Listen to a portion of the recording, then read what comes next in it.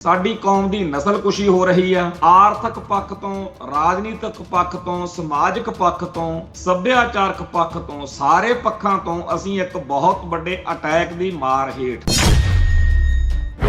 ਰਾਹੁਲ ਹੈ, ਉਹ ਕਹਿੰਦਾ ਜੀ ਅਸੀਂ ਬੜੇ ਘੈਂਟ ਆ, ਅਸੀਂ ਬੜੇ ਬੱਬਰ ਸ਼ੇਰ ਆ, ਤੇ ਰਵਨੀਤ ਬਿੱਟੂ ਤੇਰਾ ਚਾਹੇ ਦਾਦਾ ਸਿੰਘਾਂ ਨੇ ਸ਼ਹੀਦ ਕੀਤਾ, ਉਹ ਕਹਿੰਦੇ ਆ ਸ਼ਹੀਦ ਕੀਤਾ। ਹੁਣ ਸਾਰੇ ਲੱਗੇ ਨੇ ਅੱਜ ਕੱਲ ਸ਼ਹੀਦ ਕਹਿਣ ਉਹਨੂੰ, ਕਹਿੰਦੇ ਵੀ ਚਾਹੇ ਤੁਹਾਡੀ ਕਿੰਨੀ ਕੁਰਬਾਨੀ ਆ ਪਰ ਤੂੰ ਗਦਾਰ ਆ ਕਿਉਂਕਿ ਤੂੰ ਹੁਣ ਬੀਜੇਪੀ ਚ ਚਲੇ ਗਿਆ। ਤੇ ਰਵਨੀਤ ਬਿੱਟੂ ਕਹਿੰਦਾ ਬਈ ਤੁਸੀਂ ਗਦਾਰ ਹੋ, ਤੁਸੀਂ ਦੇਸ਼ ਨਾਲ ਗਦਾਰੀ ਕਰ ਰਹੇ ਹੋ ਕਿਉਂਕਿ ਤੁਸੀਂ ਮੋਦੀ ਦਾ ਸਾਥ ਨਹੀਂ ਦਿੰਦੇ। ਹੁਣ ਆ ਜਿਹੜੇ ਚੱਕਰ ਦੇ ਵਿੱਚ ਆਪਸ ਵਿੱਚ ਹੀ ਲੜੇ ਨੇ ਦੋਨੇ, ਰਾਹੁਲ ਤੇ ਰਵਨੀਤ, ਦੋਨਾਂ ਦੇ ਪਰਿਵਾਰਾਂ ਨੇ ਸਾਡੀ ਕੌਮ ਦਾ ਘਾਣ ਕੀਤਾ ਹੋਇਆ। ਜਿਹੜੇ ਸਾਡੀ ਕੌਮ ਦੇ ਹੀਰੋ ਨੇ, ਜਿਹੜੇ ਸਾਡੇ ਨਾਇਕ ਨੇ, ਉਹਨਾਂ ਨੂੰ ਮਾੜਾ ਕਹਿਣ ਵਾਲੇ ਰਾਹੁਲ ਹੋਣੀ, ਉਹਨਾਂ ਨੂੰ ਮਾੜਾ ਮੰਨਣ ਵਾਲੇ ਰਵਨੀਤ ਬਿੱਟੂ ਹੋਣੀ ਆਪਸ ਵਿੱਚ ਹੀ ਜਦੋਂ ਲੜਦੇ ਆ, ਉਸ ਮੌਕੇ ਇਹਨਾਂ ਦੇ ਹੱਕ ਵਿੱਚ ਬੋਲਣ ਵਾਲੇ ਪੱਗਾਂ ਦਾੜੇ ਵਾਲੇ ਸਿੱਖਾਂ ਦੀ, ਜਿਹੜੇ ਕਾਂਗਰਸੀ ਸਿੱਖ ਤੇ ਭਾਜਪਾਈ ਸਿੱਖ, ਉਹਨਾਂ ਦੀ ਤੁਸੀਂ ਗੱਲ ਸੁਣੋ ਵੀ ਰਾਹੁਲ ਗਾਂਧੀ ਤੇ ਕਾਂਗਰਸ ਬੜੀ ਮਹਾਨ ਆ। ਸ਼ਰਮ ਨਹੀਂ ਆਉਂਦੀ ਇਹਨਾਂ ਨੂੰ, ਸਿੱਖਾਂ ਦੇ ਘਰੇ ਜੰਮ ਕੇ ਸਿੱਖ ਕੌਮ ਦੇ ਕਾਤਲਾਂ ਨੂੰ, ਕਾਤਲ ਧਿਰ ਨੂੰ ਵਡਿਆ ਰਹੇ ਹੋ।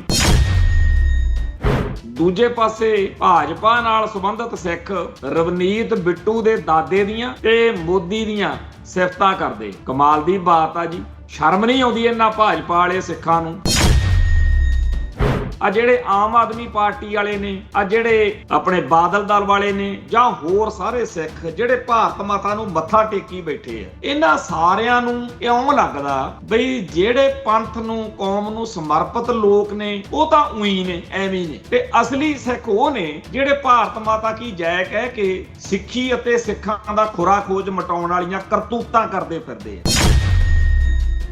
ਜਿਹੜੀ ਵਰਤਾਂਤ ਦੀ ਜੰਗ, ਨੈਰੇਟਿਵ, ਵਾਰ ਆਫ ਨੈਰੇਟਿਵ, ਇਹ ਜਿਹੜੀ ਹੈ, ਇੱਥੇ ਆਪਾਂ ਫੇਲ ਹੋ ਰਹੇ ਹਾਂ।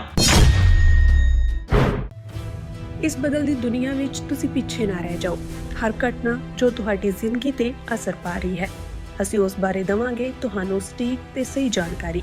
ਤੁਹਾਡਾ ਆਪਣਾ ਹੱਕ ਸੱਚ ਦੀ ਆਵਾਜ਼ TV84। TV84 ਦੇ ਨਾਲ ਜੁੜਨ ਲਈ ਆਪਣਾ ਫੋਨ ਚੁੱਕੋ ਤੇ ਐਪ ਸਟੋਰ ਵਿੱਚ ਜਾ ਕੇ ਡਾਊਨਲੋਡ ਕਰੋ TV84 ਦੀ ਨਵੀਂ ਐਪ। ਇਸ ਐਪ ਤੇ ਤੁਸੀਂ ਦੇਖ ਸਕਦੇ ਹੋ 24 ਘੰਟੇ TV84 ਦਾ ਲਾਈਵ ਚੈਨਲ ਅਤੇ ਨਾਲ ਹੀ ਪੰਜ ਪੰਜਾਬ ਅਤੇ ਦੁਨੀਆ ਭਰ ਦੀਆਂ ਅਹਿਮ ਖਬਰਾਂ। ਫਿਰ ਦੇਰ ਕਿਸ ਗੱਲ ਦੀ, ਹੁਣੇ ਡਾਊਨਲੋਡ ਕਰੋ TV84 ਦੀ ਨਵੀਂ ਐਪ।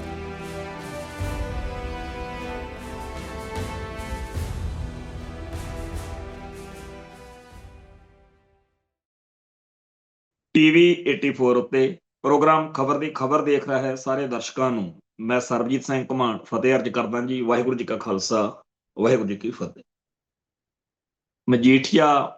ਮਜੀਠੀਆ ਹੋਈ ਪਈ ਹੈ। ਮਜੀਠੀਏ ਦੇ ਬਾਹਰ ਆਉਣ ਦੇ ਨਾਲ ਸਾਰੀ ਸਿਆਸਤ ਦੇ ਵਿੱਚ ਜੋ ਉਥਲ ਪੁਥਲ ਮੱਚੀ ਹੋਈ ਹੈ, ਉਹਦੇ ਨਾਲ ਬਹੁਤ ਸਾਰਾ ਕੁਝ ਨਵਾਂ ਵਾਪਰ ਰਿਹਾ ਤੇ ਕਈ ਕਿਸਮ ਦੀ ਵਿਆਖਿਆ ਹਰ ਘਟਨਾ ਦੀ। ਜਦੋਂ ਕੋਈ ਖਬਰ ਬਣਦੀ ਆ ਫਿਰ ਉਹਦੀ ਖਬਰ ਵੀ ਲੈਣੀ ਪੈਂਦੀ ਆ, ਕਿਉਂਕਿ ਸਾਡਾ ਤਾਂ ਏਜੰਡਾ ਹੀ ਖਬਰ ਦੀ ਖਬਰ। ਖੈਰ, ਜਿਹੜੀ ਗੱਲ ਬਿਕਰਮਜੀਤ ਸਿੰਘ ਮਜੀਠੀਏ ਨੇ, ਬਾਬੇ ਦੀ ਫੁੱਲ ਕਿਰਪਾ ਹੋਈ ਜਦੋਂ ਡੇਰਾ ਬਿਆਸ ਵਾਲੇ ਗੁਰਿੰਦਰ ਸਿੰਘ ਢਿੱਲੋਂ ਦੀ ਜੇਲ੍ਹ ਚੋਂ ਨਿਕਲਣ ਤੋਂ ਬਾਅਦ ਕਹੀ ਹੈ ਕਿ ਜੀ ਬਸ ਹੁਣ ਮੈਂ ਆ ਗਿਆ ਤੇ ਸਾਰੇ ਮਸਲੇ ਹੱਲ ਕਰ ਦੇਣੇ ਆ, ਏਕਤਾ ਵੀ ਕਰਾ ਦੇਣੀ ਆ, ਆਹ ਵੀ ਹੋ ਜੂ, ਉਹ ਵੀ ਹੋ ਜੂ। ਉਹ ਸਾਰਾ ਕੁਝ ਅਖਬਾਰਾਂ ਨੇ ਇੰਨਾ ਚੱਕਿਆ, ਮੀਡੀਆ ਨੇ ਇੰਨਾ ਚੱਕਿਆ ਵੀ ਸੁਖਬੀਰ ਸਿੰਘ ਬਾਦਲ ਤੇ ਉਹਦੇ ਜਿਹੜੇ ਹਮ ਪਿਆਲਾ ਹਮ ਨਵਾਲਾ ਸੱਜਣ ਮਿੱਤਰ, ਉਹਨਾਂ ਨੂੰ ਵਿਪਤਾ ਪੈ ਗਈ ਕਿ ਇੰਨੀ ਬੱਲੇ ਬੱਲੇ ਤਾਂ ਕਦੇ ਆਪਣੀ ਨਹੀਂ ਹੋਈ, ਆਪਾਂ ਬਾਹਰ ਸੀ ਇੰਨੇ ਟਾਈਮ ਦੇ। ਇਹ ਅੰਦਰੋਂ ਨਿਕਲਿਆ ਤੇ 24 ਘੰਟਿਆਂ ਦੇ ਵਿੱਚ ਹੀ ਤਰਥੱਲੀ ਮਚਾਈ ਪਈ ਹੈ।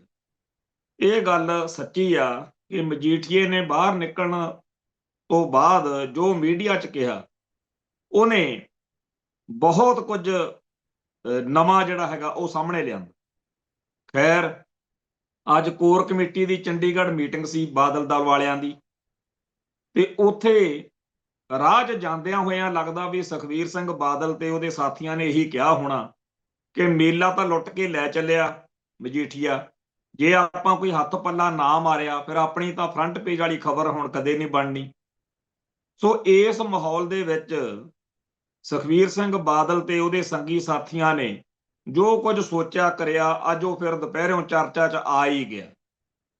ਜਿਵੇਂ ਅੱਜ ਕੱਲ ਮੈਰਿਜ ਪੈਲਸਾਂ ਵਾਲੇ ਪੰਜਾਬ 'ਚ ਜਦੋਂ ਵਿਆਹ ਨੇ, ਤੇ ਵਿਆਹ ਦੇ ਵਿੱਚ ਕਈ ਇਹੋ ਜਿਹੇ ਰਿਸ਼ਤੇਦਾਰ ਵੀ ਪਧਾਰੇ ਹੁੰਦੇ ਨੇ ਜਿਨ੍ਹਾਂ ਨੂੰ ਇਹ ਲੱਗਦਾ ਕਿ ਸਾਡੀ ਕੋਈ ਸੱਦ ਪੁੱਛ ਹੀ ਨਹੀਂ ਹੋ ਰਹੀ, ਸਾਡੇ ਵੱਲ ਕੋਈ ਦੇਖਦਾ ਹੀ ਨਹੀਂ, ਸਾਡੀ ਕੋਈ ਚਰਚਾ ਹੀ ਨਹੀਂ ਹੋ ਰਹੀ। ਫਿਰ ਉਹ ਸ਼ਰਾਬ ਪੀ ਕੇ ਪੈਗ ਲਾ ਕੇ ਮੈਰਿਜ ਪੈਲਸ ਦੇ ਵਿੱਚ ਕੋਈ ਚੀਕ ਕੂਕ ਜੀ ਮਾਰ ਕੇ, ਲੇਰਾਂ ਲੂਰਾਂ ਜੀਆਂ ਮਾਰ ਕੇ ਲੋਕਾਂ ਦਾ ਧਿਆਨ ਖਿੱਚਦਾ ਬੰਦਾ, ਫਿਰ ਬਾਅਦ 'ਚ ਛਿੱਤਰ ਪਰੇਡ ਵੀ ਕਰਾਉਂਦਾ। ਇਸੇ ਤਰੀਕੇ ਦੀ ਗੱਲ ਅੱਜ ਵਾਪਰੀ ਲੱਗਦੀ ਹੈ ਕਿ ਸਾਰੇ ਪੰਜਾਬ ਦੇ ਲੋਕ ਦੁਪਹਿਰ ਤੋਂ ਸੁਖਬੀਰ ਸਿੰਘ ਬਾਦਲ ਦੇ ਬਾਰੇ ਗੱਲਾਂ ਕਰਨ ਲੱਗੇ ਹੋਏ ਨੇ, ਜਿਵੇਂ ਪੈਲਸ ਵਿੱਚ ਕੁੱਟ ਖਾਣ ਵਾਲੇ ਕਿਸੇ ਸ਼ਰਾਬੀ ਦੀਆਂ ਗੱਲਾਂ ਹੋ ਰਹੀਆਂ ਹੁੰਦੀਆਂ।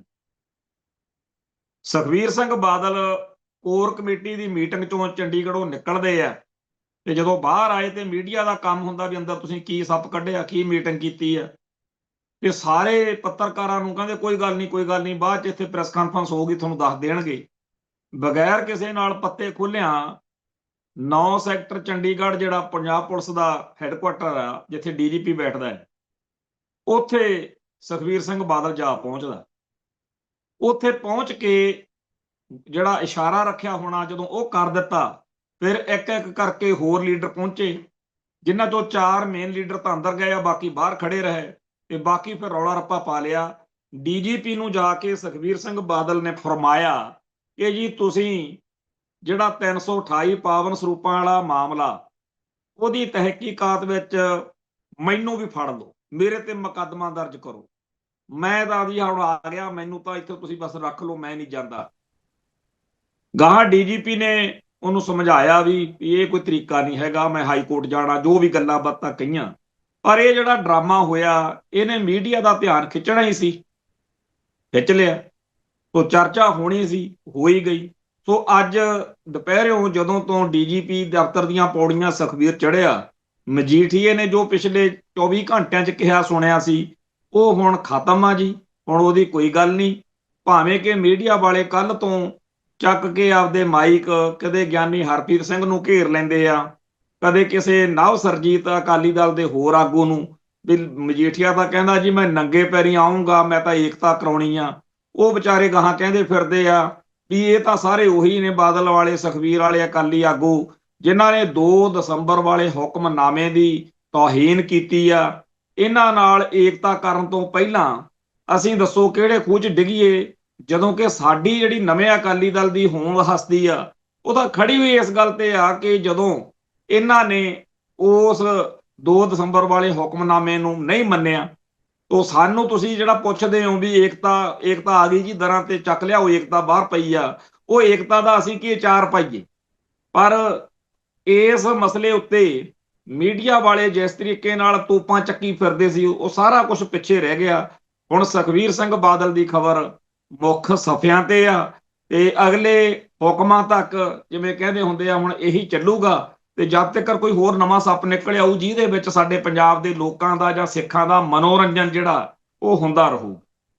ਗੱਲ ਇਹ ਹੈ, ਸਾਡੀ ਕੌਮ ਜਿਹੜੀ ਆ, ਖਾਲਸਾ ਪੰਥ ਸਿੱਖ ਕੌਮ, ਜਿਹੋ ਜਿਹੇ ਹਾਲਾਤਾਂ ਦੇ ਵਿੱਚ ਘਿਰੀ ਹੋਈ ਹੈ, ਤੇ ਜਿੱਥੇ ਸਿੱਖ ਹੋਮਲੈਂਡ ਪੰਜਾਬ, ਗੁਰੂਆਂ ਦੀ ਧਰਤੀ, ਜਿੱਥੇ ਸਾਡੀ ਕੌਮ ਦੀ ਨਸਲਕੁਸ਼ੀ ਹੋ ਰਹੀ ਆ, ਆਰਥਿਕ ਪੱਖ ਤੋਂ, ਰਾਜਨੀਤਿਕ ਪੱਖ ਤੋਂ, ਸਮਾਜਿਕ ਪੱਖ ਤੋਂ, ਸੱਭਿਆਚਾਰਕ ਪੱਖ ਤੋਂ, ਸਾਰੇ ਪੱਖਾਂ ਤੋਂ ਅਸੀਂ ਇੱਕ ਬਹੁਤ ਵੱਡੇ ਅਟੈਕ ਦੀ ਮਾਰ ਹੇਠ, ਤੇ ਸਾਨੂੰ ਤਾਂ ਸਾਡੀ ਲੀਡਰਸ਼ਿਪ ਉਹ ਚਾਹੀਦੀ ਆ ਜਿਹੜੀ ਕੌਮ ਨੂੰ, ਪੰਥ ਨੂੰ ਐਉਂ ਸਮਰਪਿਤ ਹੋਵੇ ਬਈ ਹਰ ਇੱਕ ਦੁਨੀਆ ਭਰ ਦਾ ਜਿਹੜਾ ਗੈਰ ਸਿੱਖ ਆ ਉਹ ਅਸ਼ ਕਰ ਉੱਠੇ ਕਿ ਆਹ ਹੁੰਦੀ ਆ ਲੀਡਰਸ਼ਿਪ, ਜਿਹੜੀ ਸਿੱਖ ਕੌਮ ਦੀ ਹੋਂਦ ਹਸਤੀ ਨੂੰ ਬਚਾਉਣ ਲਈ ਕਿਸੇ ਵੀ ਹੱਦ ਤੱਕ ਜਾ ਸਕਦੀ ਹੈ।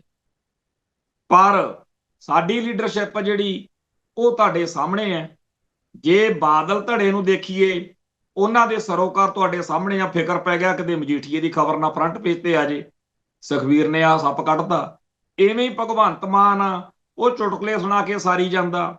ਇਵੇਂ ਹੀ ਕਾਂਗਰਸੀ ਸਿੱਖ ਜਾਂ ਭਾਜਪਾਈ ਸਿੱਖ।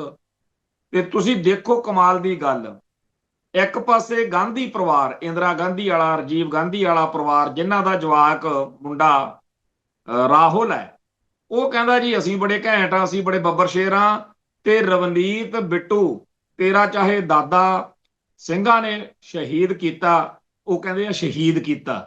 ਹੁਣ ਸਾਰੇ ਲੱਗੇ ਹੋਏ ਨੇ ਅੱਜ ਕੱਲ ਸ਼ਹੀਦ ਕਹਿਣ ਉਹਨੂੰ। ਕਹਿੰਦੇ ਵੀ ਚਾਹੇ ਤੁਹਾਡੀ ਕਿੰਨੀ ਕੁਰਬਾਨੀ ਆ, ਪਰ ਤੂੰ ਗਦਾਰ ਆ, ਕਿਉਂਕਿ ਤੂੰ ਹੁਣ ਬੀਜੇਪੀ ਚ ਚਲੇ ਗਿਆ। ਤੇ ਰਵਨੀਤ ਬਿੱਟੂ ਕਹਿੰਦਾ ਬਈ ਤੁਸੀਂ ਗਦਾਰ ਹੋ, ਤੁਸੀਂ ਦੇਸ਼ ਨਾਲ ਗਦਾਰੀ ਕਰ ਰਹੇ ਹੋ, ਕਿਉਂਕਿ ਤੁਸੀਂ ਮੋਦੀ ਦਾ ਸਾਥ ਨਹੀਂ ਦਿੰਦੇ। ਹੁਣ ਆ ਜਿਹੜੇ ਚੱਕਰ ਦੇ ਵਿੱਚ ਆਪਸ ਵਿੱਚ ਹੀ ਲੜੇ ਨੇ ਦੋਨੇ, ਰਾਹੁਲ ਤੇ ਰਵਨੀਤ, ਦੋਨਾਂ ਦੇ ਪਰਿਵਾਰਾਂ ਨੇ ਸਾਡੀ ਕੌਮ ਦਾ ਘਾਣ ਕੀਤਾ ਹੋਇਆ, ਤੇ ਦੋਨਾਂ ਦੇ ਪਰਿਵਾਰਾਂ ਦੇ ਜੀ ਜਿਨ੍ਹਾਂ ਨੂੰ ਉਹ ਸ਼ਹੀਦ ਕਹਿੰਦੇ ਆ, ਉਹ ਇੰਦਰਾ ਨੂੰ ਸ਼ਹੀਦ ਕਹਿੰਦੇ ਆ, ਇਹ ਆਪਦੇ ਦਾਦੇ ਬੇਅੰਤ ਸਿੰਘ ਨੂੰ ਸ਼ਹੀਦ ਦੱਸਦਾ। ਇਹ ਜਿਹੜੇ ਸੋਧੇ ਲਾਏ ਆ ਉਹ ਸਾਡੇ ਸਿੰਘ ਸਰਦਾਰਾਂ ਨੇ, ਸਾਡੇ ਕੌਮ ਦੇ ਨਾਇਕਾਂ ਨੇ ਲਾਏ। ਦਰਬਾਰ ਸਾਹਿਬ ਦੇ ਵਿੱਚ ਜਿਹੜੇ ਦਿਹਾੜੇ ਮਨਾਏ ਜਾਂਦੇ ਆ, ਇੱਕ ਤਾਂ ਇੰਦਰਾ ਕਾਂਡ ਵਾਲਿਆਂ ਦੇ ਮਨਾਏ ਜਾਂਦੇ ਆ, ਸ਼ਹੀਦ ਬੇਅੰਤ ਸਿੰਘ, ਸ਼ਹੀਦ ਸਤਵੰਤ ਸਿੰਘ, ਸ਼ਹੀਦ ਕੇਹਰ ਸਿੰਘ।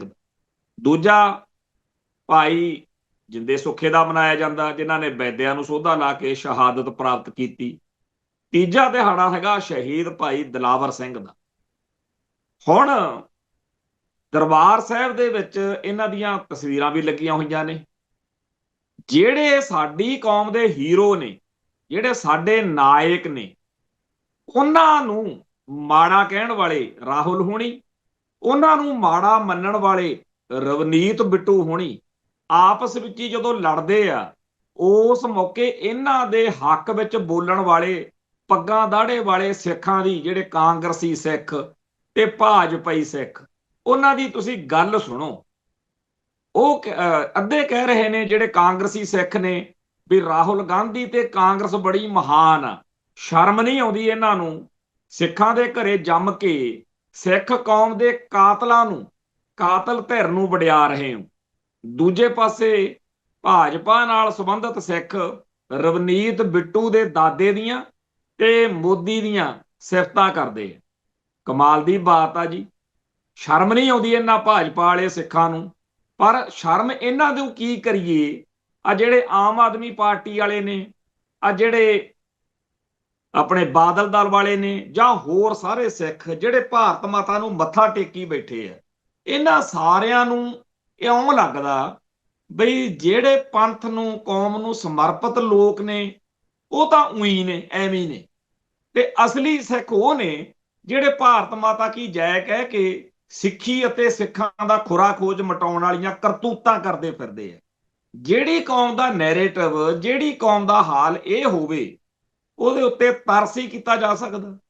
ਹੁਣ ਇਹ ਹਾਲਾਤ ਦੇ ਵਿੱਚ ਸਾਡੇ ਜਿਹੜੇ ਆਗੂ ਆ, ਧਾਰਮਿਕ, ਸਮਾਜਿਕ, ਸੱਭਿਆਚਾਰਕ ਜਾਂ ਹੋਰ ਫਰੰਟਾਂ ਉੱਤੇ, ਉਹਨਾਂ ਨੂੰ ਆਤਮ ਚੀਨਣ ਕਰਨ ਦੀ ਲੋੜ ਹੈ ਕਿ ਨੈਰੇਟਿਵ ਦੀ ਜੰਗ ਜਿਹਨੂੰ ਕਹਿੰਦੇ ਆ, ਵਾਰ ਜਿਹੜੀ ਇੱਕ ਜੰਗ, ਜਿਹੜੀ ਵਰਤਾਂਤ ਦੀ ਜੰਗ, ਨੈਰੇਟਿਵ, ਵਾਰ ਆਫ ਨੈਰੇਟਿਵ, ਇਹ ਜਿਹੜੀ ਹੈ, ਇੱਥੇ ਆਪਾਂ ਫੇਲ ਹੋ ਰਹੇ ਹਾਂ।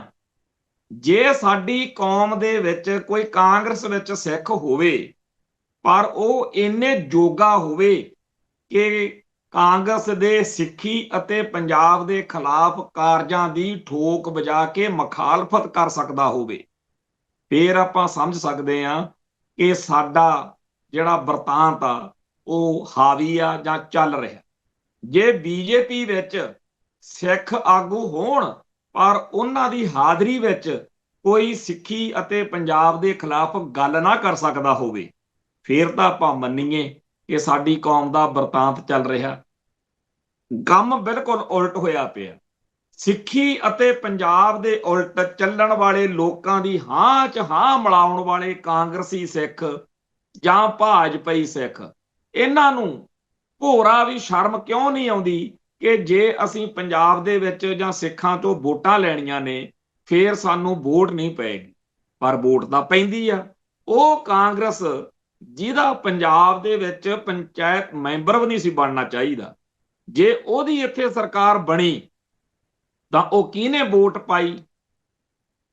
ਦੂਜੀ ਗੱਲ, 1978 ਦੇ ਸਾਕੇ ਮੌਕੇ ਬਾਅਦ ਪਰਿਵਾਰ ਨੇ, ਸੁਖਬੀਰ ਸਿੰਘ ਬਾਦਲ ਦੇ ਖਾਨਦਾਨ ਨੇ ਨੰਗਾ ਚਿੱਟਾ ਹੋ ਕੇ ਦਿਖਾ ਦਿੱਤਾ ਹੈ ਕਿ ਅਸੀਂ ਨਕਲੀ ਨਿਰੰਕਾਰੀਆਂ ਦੇ ਹੱਕ ਵਿੱਚ ਹਾਂ, ਅਸੀਂ ਦਿੱਲੀ ਦੇ ਛੁਣਛਣੇ ਆ, ਅਸੀਂ ਭਾਰਤ ਮਾਤਾ ਦੇ ਦੱਲੇ ਆ।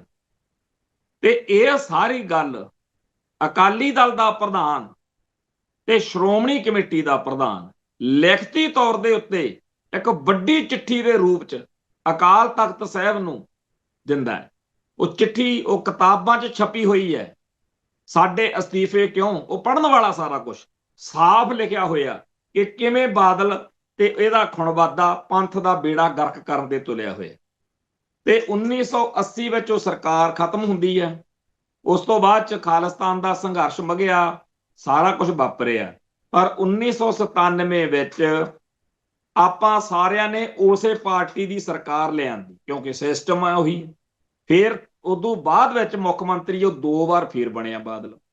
ਮੈਂ ਇਹ ਸਮਝਣਾ ਚਾਹੁੰਦਾ ਕਿ ਇਹ ਕਿਹੋ ਜੀ ਸਾਡੀ ਸਿਆਸਤ ਵਾ ਕਿ ਜਿਹੜੇ ਲੋਕ ਚਾਹੇ ਕਾਂਗਰਸ ਚਾਹੇ ਬਾਦਲ ਦਲ ਸਿੱਖੀ ਦੀਆਂ ਜੜਾਂ ਵੱਢਦੇ ਆ, ਅਸੀਂ ਉਹਨਾਂ ਨੂੰ ਪੰਜਾਬ ਦੇ ਵਿੱਚ ਵੋਟਾਂ ਪਾ ਕੇ ਸੱਤਾ 'ਚ ਲੈ ਕੇ ਆਉਂਦੇ।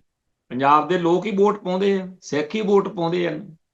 ਇਹ ਕਿਹੋ ਜੀ ਸਾਡੀ ਸਿਆਸਤ ਵਾ ਕਿ ਸਾਨੂੰ ਹਰ ਉਹ ਬੰਦਾ ਜਿਹੜਾ ਕੌਮ ਦੀ ਆਜ਼ਾਦੀ ਦੀ ਗੱਲ ਕਰਦਾ ਉਹਦੀ ਗੱਲ ਸੁਣ ਕੇ ਵੀ ਅਸੀਂ ਅੱਗੇ ਲੰਘ ਜਾਂਦੇ ਆ, ਪਰ ਸਾਨੂੰ ਉਹ ਬੰਦੇ ਬੜੇ ਵਧੀਆ ਲੱਗਦੇ ਆ ਜਿਹੜੇ ਭਾਰਤੀ ਨਿਜ਼ਾਮ ਦੀਆਂ ਬਾਤਾਂ ਪਾਉਣ ਤੇ ਕਹਿਣ ਕਿ ਇਸੇ ਸਿਸਟਮ ਦੇ ਵਿੱਚੋਂ ਕੁਝ ਲੱਭਣਾ ਚਾਹੀਦਾ।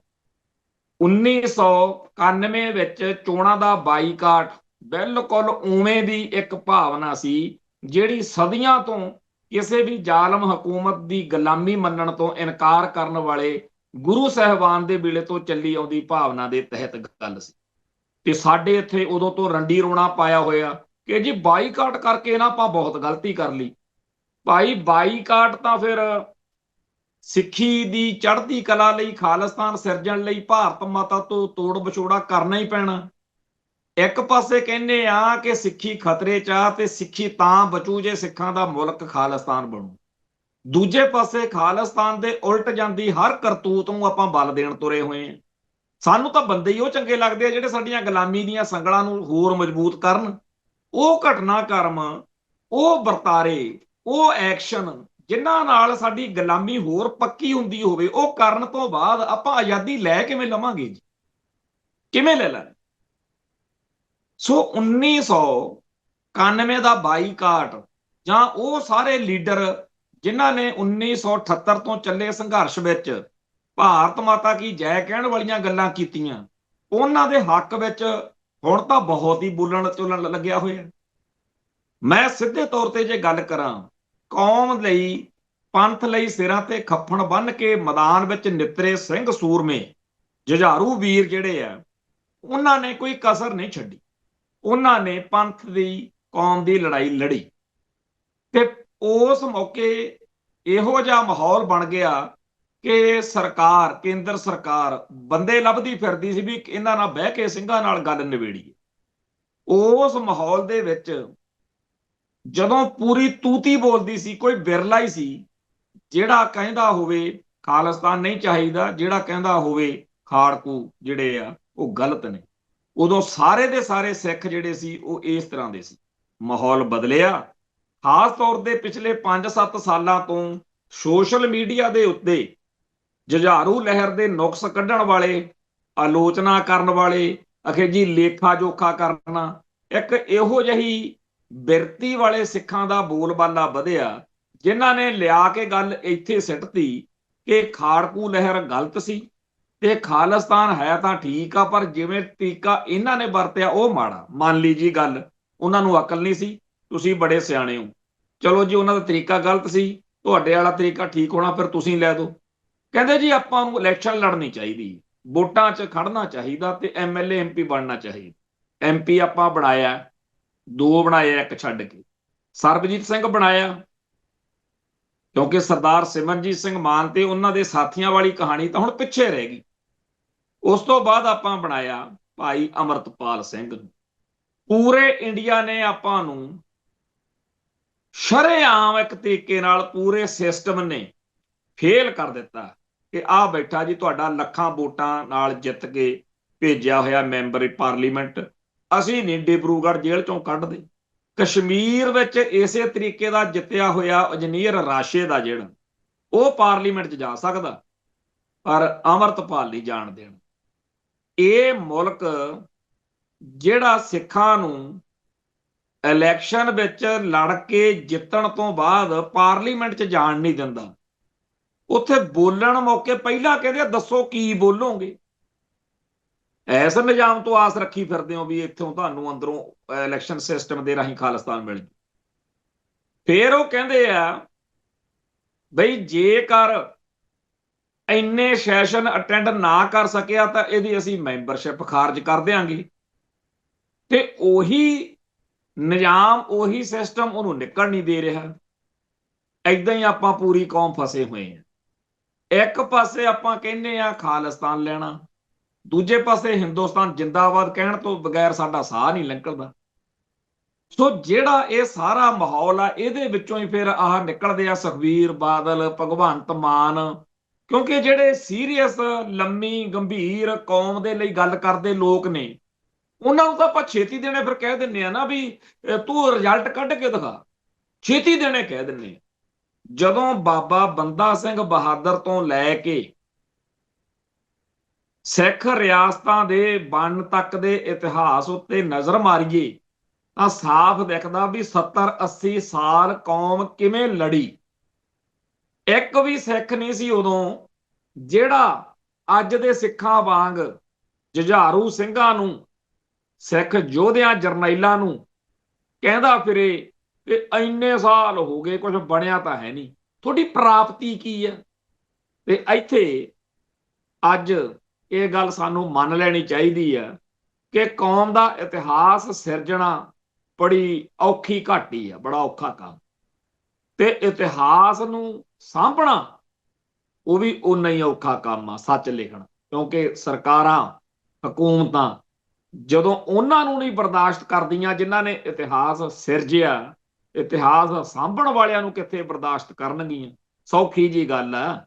ਜਿਹੜੇ ਭਾਈ ਜਸਵੰਤ ਸਿੰਘ ਖਾਲੜਾ ਨੂੰ ਬਰਦਾਸ਼ਤ ਨਹੀਂ ਕਰ ਸਕੇ, ਉਹ ਭਾਈ ਖਾਲੜਾ ਤੇ ਬਣੀ ਫਿਲਮ ਕਿਵੇਂ ਬਰਦਾਸ਼ਤ ਕਰ ਲੈਣਗੇ? ਨਹੀਂ ਕਰ ਸਕਦੇ। ਸੋ ਜਿਹੜੇ ਸੱਚ, ਸੰਘਰਸ਼ ਦਾ ਸੱਚ ਲਿਖਣ ਦੀ ਕੋਸ਼ਿਸ਼ ਕਰਨਗੇ ਉਹ ਵੀ ਓਨੇ ਹੀ ਬਲਸ਼ਾਲੀ ਨੇ ਜਿਹਨੇ AK-47 ਚੱਕ ਕੇ ਕੌਮ ਦੀ ਲੜਾਈ ਲੜਨ ਵਾਲੇ ਨੇ। ਗੱਲ ਇਸ ਤੋਂ ਅਗਲੀ ਆ ਜਾਂਦੀ ਹੈ ਫਿਰ ਇਹਦਾ ਸੌਖਾ ਕੰਮ। ਸੋਸ਼ਲ ਮੀਡੀਆ ਦੇ ਉੱਤੇ ਗਰਮੀਆਂ ਨੇ ਤਾਂ AC ਵਾਲੇ ਕਮਰੇ 'ਚ ਬਹਿ ਜਾਓ, ਜੇ ਠੰਡ ਵਾ ਤਾਂ ਕਿਸੇ ਹੀਟਰ ਲਾ ਕੇ ਕਮਰੇ 'ਚ ਬਹਿ ਜਾਓ ਰਜਾਈ ਲੈ ਕੇ, ਮੋਬਾਈਲ ਫੜ ਲਓ ਹੱਥ 'ਚ, ਫਿਰ ਇਹ ਜਚਾਓ ਵੀ ਮੈਂ ਸਦੀ ਦਾ ਸਭ ਤੋਂ ਮਹਾਨ ਵਿਦਵਾਨ ਆ, ਤੇ ਫਿਰ ਲਿਖੀ ਜਾਓ ਬਹਿ ਕੇ ਖਾੜਕੂ ਬੜੇ ਮਾੜੇ ਸੀ, ਖਾੜਕੂ ਗਲਤ ਸੀ, ਖਾੜਕੂਆਂ ਨੇ ਆਹ ਗਲਤ ਕੀਤਾ, ਖਾੜਕੂਆਂ ਨੇ ਉਹ ਗਲਤ ਕੀਤਾ, ਤੇ 24 ਘੰਟੇ ਚੀਂ ਚੀਂ ਚੀਂ ਕਰੀ ਜਾਓ। ਜੇ ਕੋਈ ਪੁੱਛ ਬੈਠੇ ਕਿ ਭਾਈ ਉਹ ਤਾਂ ਮਾੜੇ ਸੀ, ਉਹ ਤਾਂ ਆਪਦੀ ਲੰਘਾ ਗਈ, ਹੁਣ ਤੁਹਾਡੀ ਵਾਰੀ ਆ, ਆਓ ਸਰਦਾਰ ਜੀ ਕੌਮ ਦਾ ਕੁਛ ਕਰੋ। ਫੇਰ ਕਹਿੰਦੇ ਆ ਨਹੀਂ ਆਮ ਆਦਮੀ ਪਾਰਟੀ ਤਾਂ ਠੀਕ ਆ ਨਾ। ਤੇ ਜਦੋਂ ਕੋਈ ਆਮ ਆਦਮੀ ਪਾਰਟੀ ਦੇ ਨੁਕਸ ਗਿਣਾਵੇ ਫਿਰ ਕਹਿੰਦੇ ਜੀ ਆਪਾਂ BJP 'ਚ ਚਲੇ ਜਾਂਦੇ ਹਾਂ, BJP ਤੋਂ ਭੱਜੋ ਬਾਦਲ ਵੱਲ, ਕਾਂਗਰਸ ਵੱਲ। ਫਿਰ ਉਸੇ ਗਧੀ ਗੇੜ 'ਚ, ਉਸੇ ਚੱਕਰ ਵਿਊ 'ਚ ਆ ਫਸੇ ਹੋਏ ਨੇ ਜਿਹਦੇ ਬਾਰੇ, ਜਿਹਦੇ ਖਿਲਾਫ ਗੱਲ ਕਰਨ ਵਾਲੇ ਸੂਰਮਿਆਂ ਨੂੰ ਭੰਡਣ ਦਾ, ਨਿੰਦਣ ਦਾ ਠੇਕਾ ਲਿਆ ਹੈ। ਮੇਰਾ ਸਪਸ਼ਟ ਤੌਰ ਤੇ ਕਹਿਣਾ ਕਿ ਕੌਮ ਲਈ ਲੜਨ ਮਰਨ ਵਾਲੇ ਯੋਧਿਆਂ ਨੇ ਕੋਈ ਕਸਰ ਨਹੀਂ ਛੱਡੀ। ਉਵੇਂ ਹੀ ਜਿਵੇਂ ਬਾਬਾ ਬੰਦਾ ਸਿੰਘ ਬਹਾਦਰ ਵੇਲੇ ਜਿਹੜੇ ਸਿੰਘ ਸੀ ਉਹਨਾਂ ਨੇ ਕੋਈ ਕਸਰ ਨਹੀਂ ਸੀ ਛੱਡੀ। ਉਸ ਤੋਂ ਬਾਅਦ ਵਿੱਚ ਦਾ ਇਤਿਹਾਸ ਆ ਜਿਹੜਾ, ਕਦੇ ਭਾਈ ਮਨੀ ਸਿੰਘ ਦੀ ਸ਼ਹਾਦਤ ਹੋ ਰਹੀ ਹੈ, ਕਿਤੇ ਭਾਈ ਤਾਰੂ ਸਿੰਘ ਦੀ ਸ਼ਹਾਦਤ ਹੋ ਰਹੀ ਹੈ, ਕਿਤੇ ਜਿਹੜਾ ਭਾਈ ਸੁੱਖਾ ਸਿੰਘ, ਮਹਿਤਾਬ ਸਿੰਘ ਇਤਿਹਾਸ ਸਿਰਜ ਰਹੇ ਨੇ, ਕਦੇ ਕੁਝ, ਉਹ ਸਾਰਾ ਚੱਲਦਾ ਰਿਹਾ। ਅੱਜ ਵੀ ਬਹੁਤ ਵੱਡੀ ਗਿਣਤੀ ਵਿੱਚ ਕੌਮ ਦੇ ਯੋਧੇ ਆਪਦਾ ਫਰਜ਼ ਨਿਭਾ ਰਹੇ ਨੇ, ਪਰ ਉਦੋਂ ਕੋਈ ਇਹੋ ਜਿਹਾ ਨਹੀਂ ਸੀ ਜਿਹੜਾ ਅੱਜ ਕੱਲ ਵਾਲਿਆਂ ਵਾਂਗੂ ਕੀੜੇ ਕੱਢਦਾ ਫਿਰੇ। ਹੈਰਾਨੀ ਦੀ ਗੱਲ ਇਹ ਆ ਬਈ ਕੰਧ ਵਿੱਚ ਗੋਲੀ ਪਹਿਲਾਂ ਮਾਰ ਲਈ ਜਾਂਦੀ ਆ, ਫਿਰ ਗੋਲਦਾਰਾ ਬਾਅਦ ਚ ਬਾਹ ਲਿਆ ਜਾਂਦਾ ਕਿ ਆਪਾਂ ਨਿਸ਼ਾਨਾ ਦੇਖ ਮੇਰਾ। ਬਿਲਕੁਲ ਇਵੇਂ ਕੀਤਾ ਜਾ ਰਿਹਾ। ਪਹਿਲਾਂ ਹੀ ਮਿਥ ਲਿਆ ਜਾਂਦਾ ਕਿ ਖਾੜਕੂਆਂ ਨੂੰ ਮਾੜਾ ਦਿਖਾਉਣਾ ਤੇ ਫਲਾਣੇ ਨੂੰ ਠੀਕ ਦਿਖਾਉਣਾ। ਜਦੋਂ ਪਹਿਲਾਂ ਹੀ ਮਿਥ ਲਿਆ, ਕਿਤਾਬ ਲਿਖਣ ਤੋਂ ਪਹਿਲਾਂ, ਲੇਖ ਲਿਖਣ ਤੋਂ ਪਹਿਲਾਂ, ਬੋਲਣ ਤੋਂ ਪਹਿਲਾਂ ਹੀ ਮਿਥ ਲਿਆ ਵੀ ਜੁਝਾਰੂ ਲਹਿਰ ਨੂੰ ਮਾੜਾ ਮੰਨਣਾ, ਮਾੜਾ ਦਰਸਾਉਣਾ, ਫੇਰ ਤਾਂ ਤੁਹਾਨੂੰ ਜੇ 100 ਗੁਣ ਉਹਦੇ ਹੋਣ ਜੁਝਾਰੂ ਲਹਿਰ ਦੇ, ਉਹ ਨਹੀਂ ਦਿਖਣੇ, ਇੱਕ ਔਗਣ ਦਿਖੂ। ਦੂਜੇ ਪਾਸੇ ਜਿਹਨੂੰ ਨਾਇਕ ਦਰਸਾਉਣਾ, ਉਹਦੇ ਚਾਹੇ 100 ਜਿਹੜੇ ਆ ਔਗਣ ਉਹ ਤੁਹਾਡੇ ਸਾਹਮਣੇ ਪਏ ਹੋਣ, ਤੇ ਉਹਦਾ ਇੱਕੋ ਹੀ ਗੁਣ ਬਹੁਤ ਆ ਵੀ ਉਹ ਤੁਹਾਨੂੰ ਚੰਗਾ ਲੱਗਦਾ। ਜਦੋਂ ਕੌਮਾਂ ਦੇ ਵਿੱਚ ਕਲਮਾਂ ਚੱਕਣ ਵਾਲੇ ਲੋਕ ਇੰਨੇ ਜ਼ਿਆਦਾ ਭੈੜੇ ਤੇ ਪੱਖਪਾਤੀ ਹੋ ਜਾਣ ਕਿ ਆਪਦੀ ਮਰਜ਼ੀ ਦੇ ਬੰਦੇ ਨੂੰ ਨਾਇਕ ਬਣਾਉਣ ਲਈ ਉਹਨਾਂ ਨੂੰ ਭੰਡਣ ਜਿਨ੍ਹਾਂ ਨੇ ਇਤਿਹਾਸ ਸਿਰਜਿਆ ਹੋਵੇ, ਤਾਂ ਫਿਰ ਕੀ ਬਣੇ। ਸੋ ਬਹੁਤ ਮਿਹਨਤ ਕੀਤੀ ਜਾ ਰਹੀ ਆ ਕਿ ਅੱਜ ਦੀ ਤਰੀਕ ਵਿੱਚ ਸਾਡੀ ਚੜ੍ਹਾਈ ਆ ਨਾ, ਤਾਂ ਅਸੀਂ ਪਹਿਲੋਂ ਵਾਲਿਆਂ ਨੂੰ ਭੰਡੀਏ। ਤੇ ਭਾਈ ਵੀਰੋ, ਵਕਤ ਸਦਾ ਇੱਕੋ ਜਿਹਾ ਨਹੀਂ ਰਹਿੰਦਾ। ਕੋਈ ਵੀ ਪੁਲ ਦੇਖੋ, ਕਾਰ 'ਚ ਬਹਿ ਕੇ ਜਦੋਂ ਪੁਲ ਦੀ ਚੜ੍ਹਾਈ ਚੜ੍ਹ ਰਹੇ ਹੁੰਦੇ ਆ, ਸਿਖਰ ਤੇ ਜਾ ਕੇ ਕੀ ਹੁੰਦਾ? ਸਿਖਰ ਤੇ ਜਾ ਕੇ ਉਤਰਾਈ ਸ਼ੁਰੂ ਹੋ ਜਾਂਦੀ। ਇਵੇਂ ਹੀ ਜਿਹੜੀ ਇਹ ਲਹਿਰ ਚੱਲੀ ਆ ਕਿ 1978 ਤੋਂ 1995 ਤੱਕ ਦੇ ਸਿੱਖ ਯੋਧਿਆਂ ਨੂੰ, ਸਿੱਖ ਯੋਧਿਆਂ ਦੇ ਐਕਸ਼ਨਾਂ ਨੂੰ, ਉਹਨਾਂ ਦੇ ਫੈਸਲਿਆਂ ਨੂੰ ਨਿੰਦਣਾ, ਭੰਡਣਾ, ਜਦੋਂ ਇਹ ਸਿਖਰ ਤੇ ਚਲੇ ਜਾਊਗੀ, ਇਹ ਤਾਂ ਉਤਰਾਈ ਸ਼ੁਰੂ ਹੋਊਗੀ ਨਾ। ਤੇ ਸਾਡਾ ਜ਼ਿਕਰ ਕਿੰਨਾ ਚਾਹੂਗਾ? ਸਾਡਾ ਜ਼ਿਕਰ ਆਊਗਾ ਉਹਨਾਂ ਵਿੱਚ, ਮੈਂ ਪਹਿਲਾਂ ਗੱਲ ਕਹੀ ਹੈ ਨਾ ਕਿ ਉਦੋਂ ਕੋਈ ਬਿਰਲਾ ਵਾਂਝਾ ਹੀ ਹੁੰਦਾ ਸੀ ਜਿਹੜਾ ਖਾਲਿਸਤਾਨ ਅਤੇ ਖਾੜਕੂਆਂ ਦੇ ਖਿਲਾਫ ਹੋਵੇ। ਤੇ ਇਹਨਾਂ ਨੇ, ਸਾਡੇ ਨਵੇਂ ਭਰਾਵਾਂ ਨੇ ਉਹ ਦਿਨ ਲੈ ਆਂਦੇ ਵੀ ਪਰਸੋਂ ਮੈਂ ਗੱਲ ਕੀਤੀ ਸੀ ਤੇ ਕੱਲ ਅਸੀਂ ਗਏ ਸੀ ਨਕੋਦਰ ਸਾਕੇ ਵਾਲੇ ਨੌਜਵਾਨ ਜਿਹੜੇ ਸਾਹਿਬ ਸ੍ਰੀ ਗੁਰੂ ਗ੍ਰੰਥ ਸਾਹਿਬ ਜੀ ਦੇ ਪਾਵਨ ਸਰੂਪਾਂ ਦਾ ਸੰਘਰਸ਼ ਲੜਦੇ ਹੋਏ ਸ਼ਹੀਦੀਆਂ ਪਾ ਕੇ ਸਾਡੇ ਭਰਾ ਫੈਡਰੇਸ਼ਨ ਵਾਲੇ ਨਕੋਦਰ ਦੇ ਵਿੱਚ, ਉਹਨਾਂ ਦੀ ਯਾਦ ਵਿੱਚ ਅੱਜ ਤੋਂ 10 ਸਾਲ ਪਹਿਲਾਂ ਜੇ ਇੱਕ ਫੋਟੋ ਪੋਸਟ ਪਾ ਦੇਣਾ ਨਾ ਤੇ ਸੋਸ਼ਲ ਮੀਡੀਆ ਤੇ, ਤਾਂ ਮਿੰਟਾਂ ਸਕਿੰਟਾਂ 'ਚ ਲੱਖਾਂ ਸਿੱਖਾਂ ਨੇ ਉਹ ਪੋਸਟ ਪਾ ਦੇਣੀ। ਅੱਜ ਉਹ ਗੱਲ ਨਹੀਂ ਰਹੀ। ਮੈਂ ਜਿਹੜੇ ਭਰਾਵਾਂ ਨੂੰ ਮੇਰੀ ਗੱਲ ਨਾਲ ਅਸਹਿਮਤੀ ਹੈ ਉਹਨਾਂ ਨੂੰ ਬੇਨਤੀ ਕਰਦਾ, ਤੁਸੀਂ ਆਪ ਸੋਚੋ ਕਿ ਅੱਜ ਤੋਂ 10 ਸਾਲ ਪਹਿਲਾਂ ਤੁਸੀਂ ਆਪ ਵੀ ਤੇ ਤੁਸੀਂ ਹੋਰਾਂ ਦੀਆਂ ਵੀ ਬੇਸ਼ੁਮਾਰ ਪੋਸਟਾਂ ਨਹੀਂ ਸੀ ਦੇਖਦੇ ਹੁੰਦੇ ਸੰਤ ਭਿੰਡਰਾਂ ਵਾਲਿਆਂ ਬਾਰੇ, ਹੋਰ ਸਿੱਖ ਜੁਝਾਰੂਆਂ ਬਾਰੇ, ਉਹਨਾਂ ਦੇ ਐਕਸ਼ਨਾਂ ਬਾਰੇ, ਕਿ ਉਹਨਾਂ ਨੇ ਕਿਵੇਂ ਗੋਬਿੰਦ ਰਾਮ ਸੋਧਿਆ, ਕਿਵੇਂ ਇੰਦਰਾ ਜਾਂ ਵੈਦਿਆ ਨੂੰ ਸੋਧਿਆ। ਕੀ ਤੁਸੀਂ ਆਪ ਸੋਚੋ, ਹੁਣ ਤੁਸੀਂ ਆਪ ਕਦੋਂ ਕ ਆਖਰੀ ਪੋਸਟ ਲਿਖੀ ਸੀ ਸਿੱਖ ਸੰਘਰਸ਼ ਬਾਰੇ? ਤੁਸੀਂ ਕਦੋਂ ਕਿਸੇ ਦੀ ਲਿਖੀ ਹੋਈ ਆਖਰੀ ਪੋਸਟ ਪੜ੍ਹੀ ਸੀ? ਇਹ ਕਿਵੇਂ ਵਾਪਰਿਆ? ਇਹ ਰਾਤੋਂ ਰਾਤ ਨਹੀਂ ਵਾਪਰਿਆ। ਇਹਦੇ ਪਿੱਛੇ ਬੜੇ ਵੱਡੇ ਦਿਮਾਗ ਨੇ। ਉਹਨਾਂ ਨੇ ਸਾਡੇ ਵਿੱਚੋਂ ਭਰਾ ਪੱਟੇ, ਸਾਡੀ ਕੌਮ ਦੇ ਨਿਆਣਿਆਂ ਨੂੰ, ਸਾਡੇ ਨਿਆਣੇ ਤੋਂ ਭਾਵ ਉਮਰ 'ਚ ਨਿਆਣਾ ਨਹੀਂ ਹੁੰਦਾ, ਜਿਨ੍ਹਾਂ ਦੀ ਅਕਲ ਨਿਆਣੀ ਹੁੰਦੀ ਹੈ, ਉਹਨਾਂ ਨੂੰ ਟਾਸਕ ਅਸਾਈਨਮੈਂਟ ਦਿੱਤੀ ਕਿ ਤੁਸੀਂ ਆਪਦੇ ਕੌਮ ਦੇ ਯੋਧਿਆਂ ਨੂੰ, ਹੀਰੋ ਜਿਹੜੇ ਤੁਹਾਡੇ, ਉਹਨਾਂ ਨੂੰ ਰੱਦ ਕਰੋ ਤੇ ਤੁਸੀਂ ਨਵੇਂ ਹੀਰੋ ਉਭਾਰੋ। ਨਵੇਂ ਉੱਭਰਨੇ ਚਾਹੀਦੇ ਆ, ਬਿਲਕੁਲ ਉੱਭਰਨ, ਪਰ ਪਹਿਲੋਂ ਵਾਲਿਆਂ, ਮੈਂ ਇਹੀ ਕਹਿਣਾ ਕਿ ਜਿਹੜੇ ਅੱਜ ਹੀਰੋ ਬਣੇ ਫਿਰਦੇ ਆ, ਵਾਰੀ ਤੁਹਾਡੀ ਵੀ ਆਉਣੀ। ਕੱਲ ਨੂੰ ਕੋਈ ਤੁਹਾਡੇ ਤੋਂ ਮਗਰ ਪੈਣ ਦੱਬੀ ਆ ਰਿਹਾ ਹੋਊਗਾ, ਉਦੋਂ ਤੁਸੀਂ ਸਮਝ ਤੁਹਾਨੂੰ ਉਦੋਂ ਲੱਗਣੀ ਆ ਕਿ ਅਸੀਂ ਕਿਵੇਂ ਟ੍ਰੈਪਡ ਹੋਏ। ਇਹ ਇੱਕ ਸਾਜ਼ਿਸ਼ ਹੈ। ਮੈਂ ਹੱਥ ਬੰਨ੍ਹ ਕੇ ਬੇਨਤੀ ਕਰਦਾ, ਜਿਹੜੇ ਭਰਾ ਸਾਡੇ ਸਿੱਖ ਜੁਝਾਰੂ ਲਹਿਰ ਦੇ ਨੁਕਸ ਕੱਢ ਕੇ, ਕੀੜੇ ਕੱਢ ਕੇ 24 ਘੰਟੇ ਲੱਗੇ ਰਹਿੰਦੇ ਆ, ਕਿ ਭਰਾਓ ਇਹ ਸੁਰਖ ਰੇਖਾ ਤੇ ਜਗਬਾਣੀ ਵਾਲਾ ਕੰਮ ਤੁਸੀਂ ਕਿਉਂ ਕਰਦੇ? ਖਾੜਕੂਆਂ ਨੂੰ ਭੰਡਣ ਦਾ ਕੰਮ ਤਾਂ ਸਟੇਟ ਦਾ, ਤੁਹਾਡਾ ਤਾਂ ਹੈ ਨਹੀਂ। ਉਹ ਆਪਦਾ ਜੀਵਨ ਕੌਮ ਦੇ ਲੇਖੇ ਲਾ ਗਏ ਆ, ਉਹਨਾਂ ਨੇ ਸ਼ਹੀਦ ਹੀ ਰਹਿਣਾ। ਪਰ ਤੁਹਾਡੇ ਖਾਤੇ 'ਚ ਕੀ ਦਰਜ ਹੋ ਰਿਹਾ, ਇਹ ਸੋਚੋ। ਅੱਜ ਦੇ ਦੌਰ ਵਿੱਚ ਬਹੁਤ ਸਾਰੇ ਭਰਾ ਜਿਹੜੇ ਕਿਸੇ ਖਾਸ ਘਟਨਾ ਦਾ ਜਾਂ ਖਾਸ ਸ਼ਖਸੀਅਤ ਦਾ ਪਿਆਰ ਕਰਦੇ ਆ, ਜਦੋਂ ਉਹਨਾਂ ਦੀਆਂ ਲਿਖਤਾਂ ਪੜ੍ਹੀ ਦੀਆਂ ਨੇ, ਮੈਂ ਉਦੋਂ ਹਰੇਕ ਵਾਰੀ ਪੁੱਛਦਾ ਵੀ ਤੁਸੀਂ ਇਹ ਸੋਚੋ ਵੀਰ, ਵੀ ਇਹ ਮਾਹੌਲ ਕਿਵੇਂ ਬਦਲਿਆ। ਅੱਜ ਵੀ ਸਮਝ ਜੋ, ਅੱਜ ਵੀ ਮੰਨ ਲਓ ਕਿ ਤੁਹਾਡੀ ਹੀ ਕੌਮ ਦੇ ਖਿਲਾਫ ਗੱਲਾਂ ਕਰਵਾਈਆਂ ਜਾ ਰਹੀਆਂ। ਇਹਨਾਂ ਦਿਨਾਂ ਦੇ ਵਿੱਚ 1762 ਵਿੱਚ ਵੱਡਾ ਘੱਲੂਘਾਰਾ ਵਾਪਰਿਆ ਸੀ। ਵੱਡੇ ਘੱਲੂਘਾਰੇ ਮੌਕੇ ਅਹਿਮਦ ਸ਼ਾਹ ਅਬਦਾਲੀ ਨੇ, ਜਿਹਦੀ ਐਡੀ ਦਹਿਸ਼ਤ ਸੀ, ਕਹਿੰਦੇ ਸੀ ਵੀ ਖਾਧਾ ਪੀਤਾ ਲਾਹੇ ਦਾ, ਬਾਕੀ ਅਹਿਮਦ ਸ਼ਾਹੇ ਦਾ ਵੀ ਉਹਨੇ ਲੈ ਜਾਣਾ ਸਾਰਾ ਕੁਝ ਲੁੱਟ। ਉਹ ਅਹਿਮਦ ਸ਼ਾਹ ਅਬਦਾਲੀ ਇਸ ਵੱਡੇ ਘੱਲੂਘਾਰੇ ਤੋਂ 2-3 ਸਾਲ ਪਹਿਲਾਂ ਚੜ ਕੇ ਆਇਆ ਹਿੰਦੁਸਤਾਨ ਤੇ ਇੱਥੇ ਉਹਨੇ ਬਹੁਤ ਵੱਡਾ ਕਹਿਰ ਢਾਇਆ। ਖਾਸ ਤੌਰ ਤੇ ਪਾਣੀਪਤ ਦੇ ਮੈਦਾਨ ਵਿੱਚ ਮਰਾਠਿਆਂ ਨੂੰ ਗਹਿ ਗੱਡਵੀਂ ਟੱਕਰ ਦਿੱਤੀ ਤੇ ਇੱਥੇ ਇੱਕ ਤਰੀਕੇ ਨਾਲ ਲੱਕ ਤੋੜ ਦਿੱਤਾ ਮਰਾਠਿਆਂ ਦਾ। ਬਹੁਤ ਵੱਡੀ ਤਾਕਤ ਸੀ ਮਰਾਠੇ। ਤੇ ਉਸ ਮੌਕੇ ਅਹਿਮਦ ਸ਼ਾਹ ਅਬਦਾਲੀ ਦੀ ਦਹਿਸ਼ਤ, ਉਹਦਾ ਟੈਰਰ ਪੂਰੇ ਏਸ਼ੀਆ ਦੇ ਵਿੱਚ ਸਿਖਰਾਂ ਤੇ ਸੀ। ਤੇ ਉਸ ਮੌਕੇ ਜਦੋਂ ਮਰਾਠਿਆਂ ਨਾਲ ਲੜਾਈ ਤੋਂ ਬਾਅਦ ਬਹੁਤ ਵੱਡੇ ਪੱਧਰ ਦੇ ਉੱਤੇ ਲੋਕਾਂ ਦਾ ਕਤਲੇਆਮ ਕਰਕੇ ਉਥੋਂ ਔਰਤਾਂ, ਬੀਬੀਆਂ, ਬੱਚੇ ਨਾਲ ਲੈ ਕੇ ਗੁਲਾਮ ਬਣਾ ਕੇ, ਕਿਉਂਕਿ ਗਜ਼ਨੀ ਦੇ ਵਿੱਚ, ਅਫਗਾਨਿਸਤਾਨ ਦੇ ਵਿੱਚ ਬਾਜ਼ਾਰ ਲੱਗਦਾ ਸੀ ਜਿੱਥੇ ਹਿੰਦੁਸਤਾਨ ਦੀ ਔਰਤਾਂ ਦਾ ਉੱਥੇ ਵੇਚਿਆ ਜਾਂਦਾ ਸੀ ਉਹਨਾਂ। ਉਹ ਜਦੋਂ ਲੈ ਕੇ ਜਾ ਰਿਹਾ ਸੀ ਤਾਂ ਬਹੁਤ ਸਾਰੇ ਪਰਿਵਾਰ ਅੰਮ੍ਰਿਤਸਰ ਪਹੁੰਚੇ। ਇੱਥੇ ਸਰਦਾਰ ਜੱਸਾ ਸਿੰਘ ਆਹਲੂਵਾਲੀਆ ਤੇ ਹੋਰ ਸਿੰਘ ਉਹਨਾਂ ਦੇ ਕੋਲ ਆ ਕੇ ਉਹਨਾਂ ਨੇ ਹਾਏ ਹਾਏ ਕਲਾਪ ਕੀਤੀ ਕਿ ਜੀ ਸਾਡੀਆਂ ਔਰਤਾਂ, ਸਾਡੀਆਂ ਇੱਜ਼ਤਾਂ ਲੈ ਕੇ ਜਾ ਰਹੇ।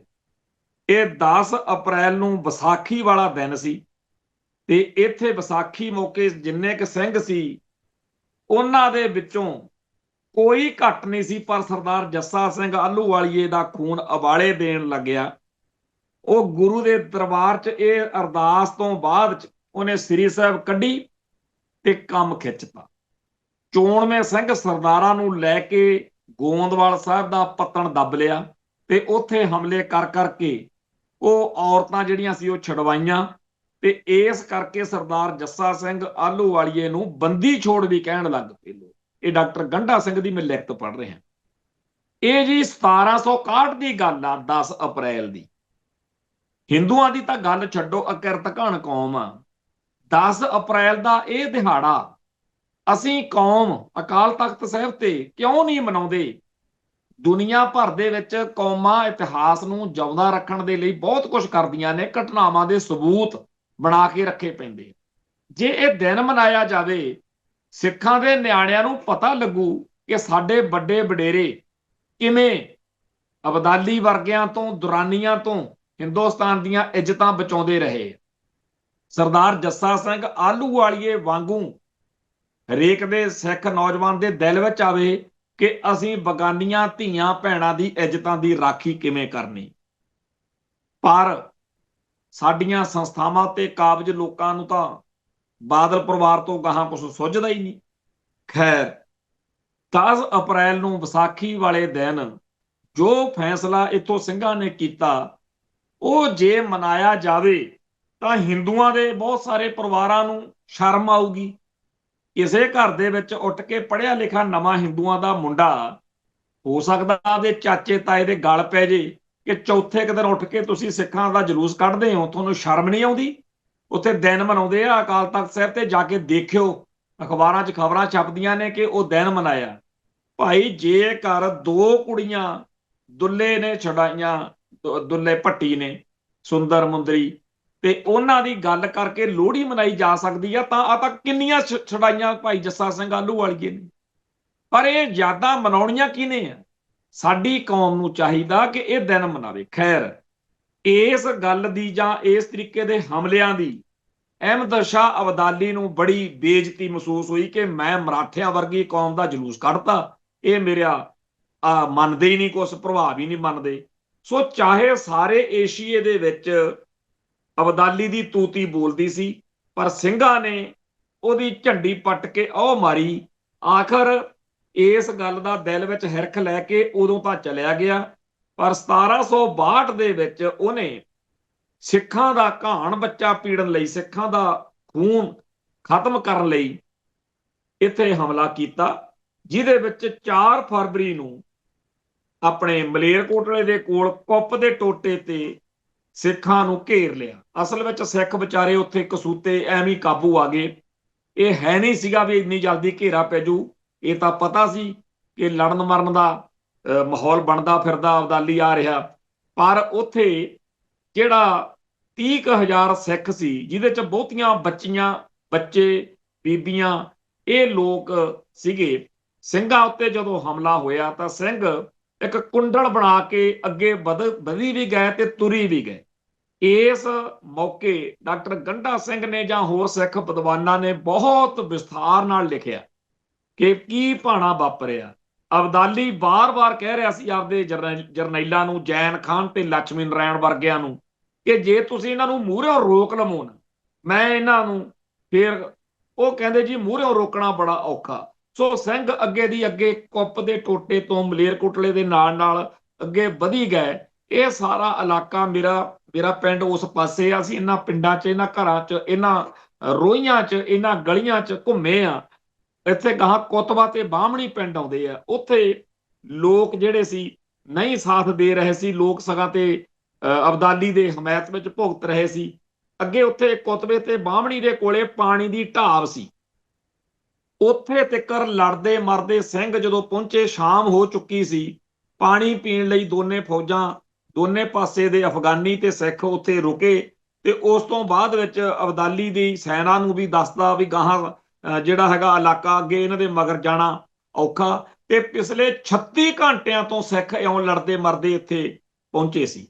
ਸੋ ਇਸ ਥਾਂ ਤੋਂ ਉਹ ਪਿੱਛੇ ਮੁੜ ਜਾਂਦੇ ਆ। ਉੱਥੇ ਗੁਰਦੁਆਰਾ ਸਾਹਿਬ ਬਣਿਆ ਹੋਇਆ ਅੱਜ ਵੀ, ਵੱਡੇ ਘੱਲੂਘਾਰੇ ਦੀ ਯਾਦ ਵਿੱਚ, ਕੁੱਪ ਦੇ ਟੋਟੇ ਤੇ ਜਦੋਂ ਉਤਰੋਂ ਕਦੇ, ਜਿੱਥੇ ਬਾਅਦ ਚ 1982 ਚ ਧਰਮ ਯੁੱਧ ਮੋਰਚੇ ਮੌਕੇ 83 ਚ ਗੋਲੀ ਚੱਲੀ ਸੀ 4 ਅਪ੍ਰੈਲ ਨੂੰ, ਇਹ ਉਹ ਸਥਾਨ ਆ। ਤੋਂ ਇੱਥੇ ਜਦੋਂ ਅਬਦਾਲੀ ਫਿਰ ਜਿਹੜਾ ਵੱਡੇ ਘੱਲੂਘਾਰੇ ਤੋਂ ਵਾਪਸ ਮੁੜਦਾ ਤਾਂ ਉਦੋਂ ਬਾਅਦ ਚ ਉਹਨੇ ਸਿੱਖਾਂ ਨੂੰ ਸੁਨੇਹਾ ਭੇਜਿਆ ਕਿ ਆਪਾਂ ਬਹਿ ਕੇ ਗੱਲ ਨਿਬੇੜ ਦਈਏ ਜੀ, ਆ ਜਾਓ ਹੁਣ ਆਪਾਂ। ਉਹ ਕਹਿੰਦੇ ਨਹੀਂ। ਪਰ ਜਿਹੜਾ ਤੱਥ ਜਿਹਦੀ ਆਪਾਂ ਗੱਲ ਕਰਨੀ ਹੈ ਉਹ ਇਹ ਆ ਕਿ ਉਸ ਦਿਨ ਸਾਡੀ ਅੱਧੀ ਕੌਮ, 70% ਕੌਮ ਕਹਿੰਦੇ ਆ ਉਸ ਦਿਨ, 70-73% ਕੌਮ ਜਿਹੜੀ ਆ ਉਸ ਦਿਨ ਖਤਮ ਹੋ ਗਈ। ਪਰ ਸਿੱਖ ਕੀ ਕਹਿ ਰਹੇ ਸੀ? ਤਤ ਖਾਲਸਾ ਸੋ ਰਹਿਓ, ਗਇਓ ਸੋ ਖੋਟ ਗਵਾਏ। ਕਹਿੰਦਾ ਹੁਣ ਸਹੀ ਬੰਦੇ ਰਹਿ ਗਏ। ਇਹ ਨਹੀਂ ਵੀ ਜਿਹੜੇ ਚੜ੍ਹਾਈ ਕਰ ਗਏ ਜਾਂ ਮਾਰੇ ਗਏ ਜੰਗ ਚੋਂ ਗਲਤ ਸੀ, ਪਰ ਹੌਸਲਾ ਦੇਣ ਲਈ ਵੀ ਹੁਣ ਤੈਨੂੰ ਟੱਕਰਾਂਗੇ। ਤੇ ਉਹੀ ਗੱਲ ਹੋਈ।